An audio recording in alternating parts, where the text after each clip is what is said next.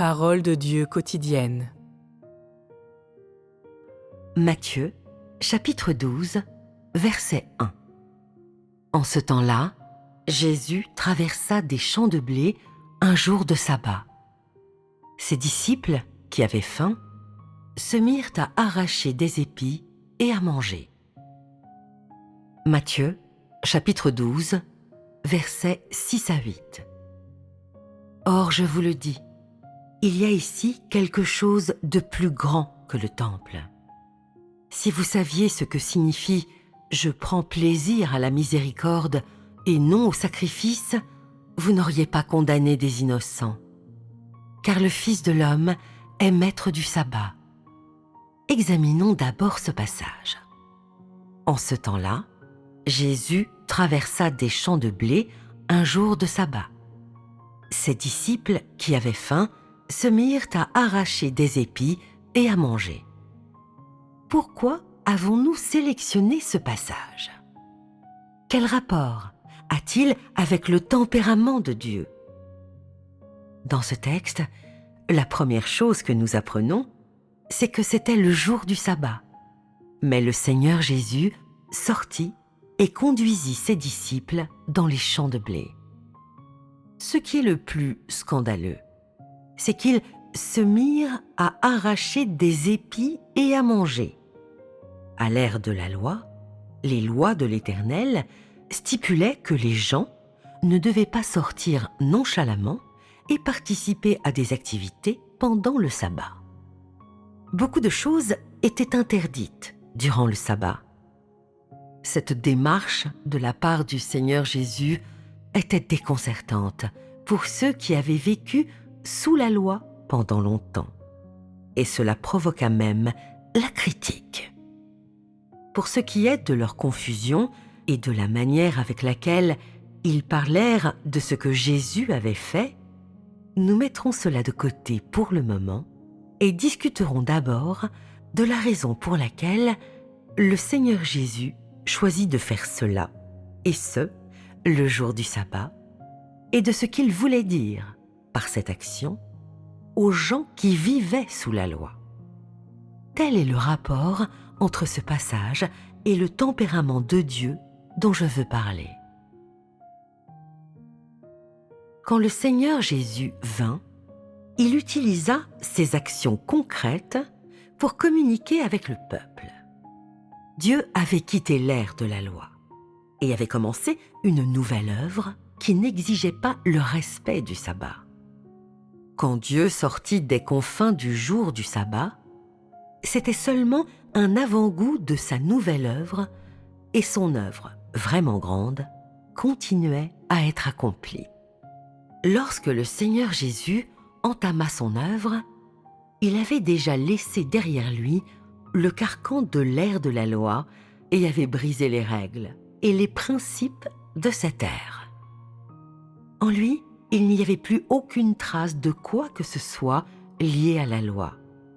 Il s'en était complètement libéré et ne la suivait plus. Il n'exigeait plus que l'humanité la respecte. Donc ici, tu vois que le Seigneur Jésus marche à travers les champs de blé le jour du sabbat. Le Seigneur ne se reposait pas, mais il travaillait à l'extérieur. Cet acte de sa part fut un choc pour les conceptions des gens et leur indiqua qu'il ne vivait plus en accord avec la loi, qu'il avait abandonné les confins du sabbat et qu'il apparaissait en face et au milieu de l'humanité avec une nouvelle image, une nouvelle façon d'œuvrer. Cette action de sa part disait au peuple qu'il avait apporté une nouvelle œuvre qui commençait par sortir de la loi et sortir du sabbat. Quand Dieu entama sa nouvelle œuvre, il ne se cramponna plus au passé et il ne se sentit plus concerné par les règles de l'ère de la loi, ni par son œuvre de l'ère précédente. Le jour du sabbat, il travaillait comme d'habitude. Et quand ses disciples eurent faim, ils purent cueillir les épis de blé pour manger. Ceci paraissait très normal aux yeux de Dieu. Dieu pouvait avoir un nouveau début pendant la majeure partie de l'œuvre qu'il voulait faire et les choses qu'il voulait dire. Une fois qu'il eut commencé, il ne mentionna plus son œuvre antérieure, ni ne la poursuivit, car Dieu détenait ses principes dans son œuvre. Quand il décida de commencer une nouvelle œuvre, ce fut quand il voulut impliquer le genre humain dans une nouvelle étape de son œuvre, et quand son œuvre était entrée dans une phase supérieure. Si le peuple continuait d'agir selon les vieux énoncés ou les vieilles règles et continuait de s'y accrocher, il ne commémorait pas ceci, ni ne le louait. C'était parce qu'il avait déjà entamé une nouvelle œuvre et était entré dans une nouvelle phase de son œuvre. Quand il initia sa nouvelle œuvre, il apparut à l'humanité avec une image totalement nouvelle, depuis un angle complètement différent et d'une manière parfaitement inhabituelle, afin que le peuple puisse distinguer différents aspects de son tempérament et de ce qu'il a et est. C'était l'un de ses objectifs dans sa nouvelle œuvre. Dieu ne s'accroche pas au passé ou n'emprunte pas de chemin battu. Quand il travaille et qu'il s'exprime, ce n'est pas aussi inaccessible que les gens l'imaginent. Avec Dieu, tout est liberté et émancipation. Il n'y a pas d'interdiction, pas de contrainte. Ce qu'il apporte à l'humanité n'est que liberté et libération. Il est un Dieu vivant, un Dieu qui réellement, véritablement existe. Il n'est pas une marionnette ou une sculpture en argile, et il est totalement différent des idoles que les gens adulent et vénèrent. Il est vivant et vif.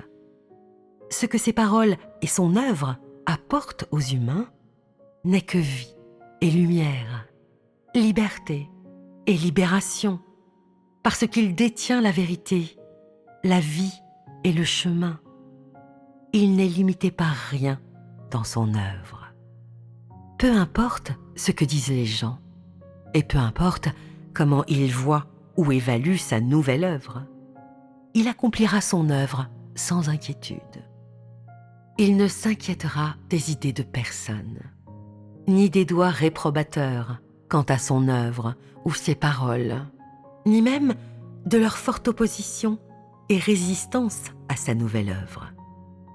Personne, parmi toute la création, ne peut utiliser la raison humaine ou l'imagination humaine, la connaissance ou la moralité, pour mesurer ou définir ce que Dieu fait, pour discréditer, interrompre ou saboter son œuvre.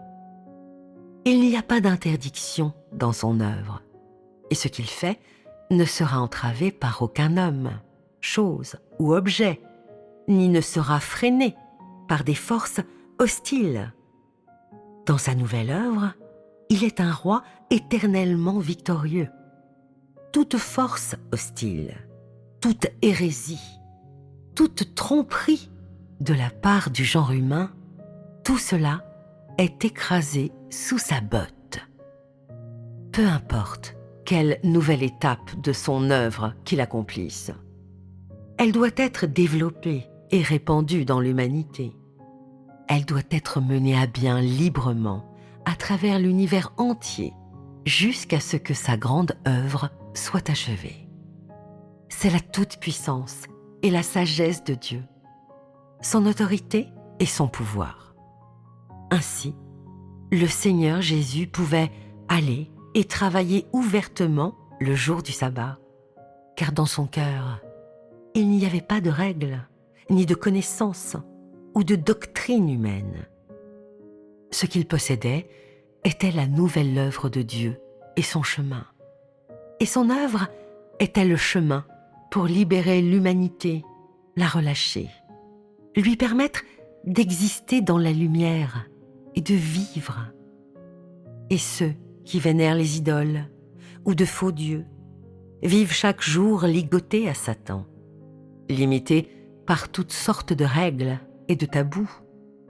Aujourd'hui, une chose est interdite, demain une autre. Il n'y a pas de liberté dans leur vie. Ils sont comme des prisonniers enchaînés, sans joie qui vaille la peine d'être mentionnée. Que représente l'interdiction? Elle représente les contraintes, les attaches et le mal. Dès qu'une personne vénère une idole, elle adore un faux dieu, un esprit du mal. L'interdiction accompagne cela. Tu ne peux pas manger ceci ou cela. Aujourd'hui, tu ne peux pas sortir. Demain, tu ne dois pas allumer ton poêle. Le lendemain, tu ne peux pas déménager dans une nouvelle maison. Les mariages et les funérailles doivent être réservés à certains jours, et même pour donner naissance à un enfant. Comment cela s'appelle-t-il? Cela s'appelle interdiction. C'est l'asservissement du genre humain. Et ce sont les chaînes de Satan et des esprits du mal qui le contrôlent et répriment le cœur et le corps des êtres humains. Ces interdictions font-elles partie de Dieu? Quand on parle de la sainteté de Dieu, tu devrais d'abord réfléchir à ceci. Avec Dieu, il n'y a aucune interdiction. Ses paroles et son œuvre suivent des principes. Mais il n'y a pas d'interdiction, car Dieu lui-même est la vérité, le chemin et la vie.